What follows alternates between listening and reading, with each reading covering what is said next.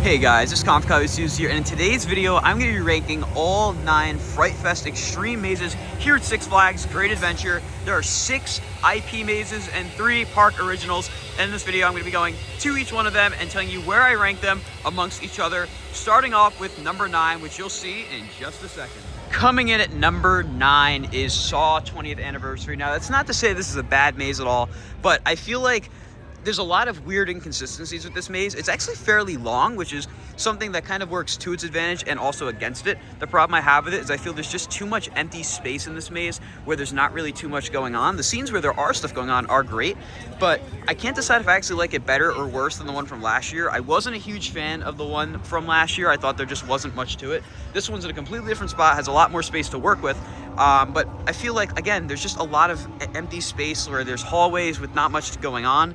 The scenes that are good, I really do like, but as a whole, I can't say I'm a huge fan of this maze, unfortunately. Again, that's not to say it's bad at all. I think it definitely has some strong points. I love the scenes with the actors where they have like the contraption they're stuck in and they're trying to like escape it, and then you see like all the gore. I think that's really well done, but they're too few and far between compared to everything else going on in the maze, which is why this one ranks in at number 9. Coming in at number 8 is Stranger Things. This is probably the one that's gonna catch the most people's eyes because, in my opinion, probably the biggest franchise out of all the ones they have here for Fright Fest Extreme.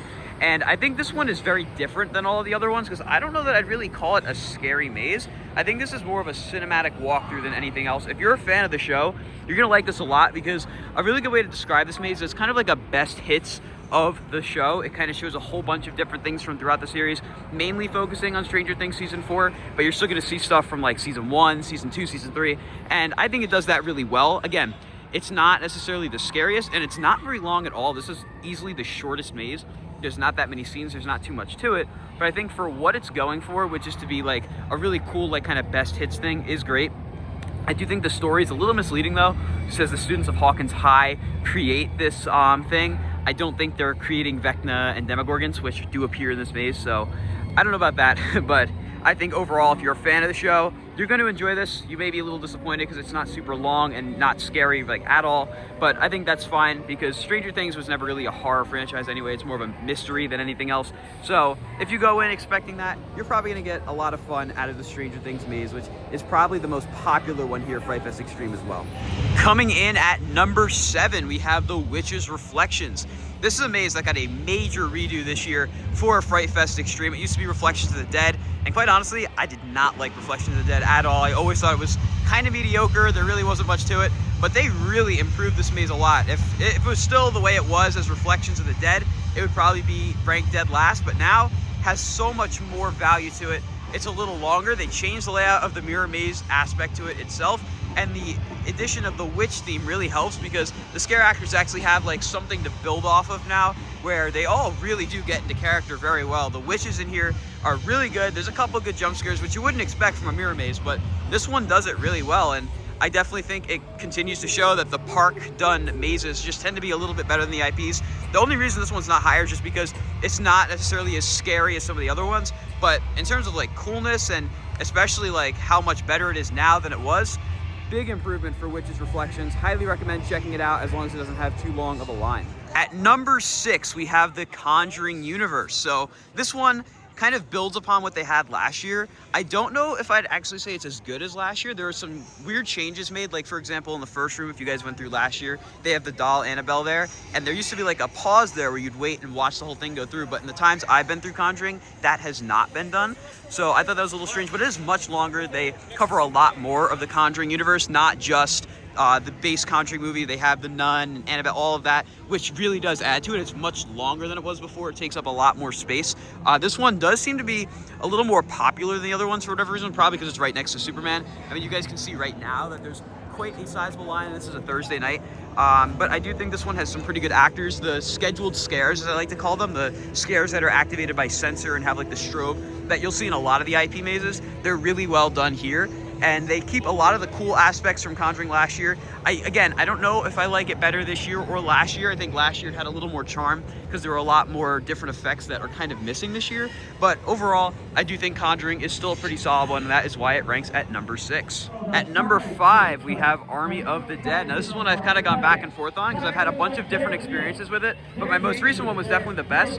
This one, out of all the IPs, probably has the coolest sets. It's the most grand. There's this one scene that's absolutely huge, and I did get to film through this one on media night, so if you want to, you can go to that blog and see exactly what it looks like a little bit inside. But this one has a really cool set. Like I said, the movie itself, I really don't know anything about. I never watched it. I know it's probably like the least critically acclaimed out of all the IPs they drew from, but I enjoyed it. I do think it could use a little bit more scare actors, especially in some of the big rooms it has. I think that would probably improve on the maze a little bit, but this is one you're not going to want to miss. It's in a good spot too. Line kind of fluctuates a little bit. It's definitely not as popular as like Conjuring or Big Top, but you're still going to find some pretty long lines for this one too, so definitely go through it.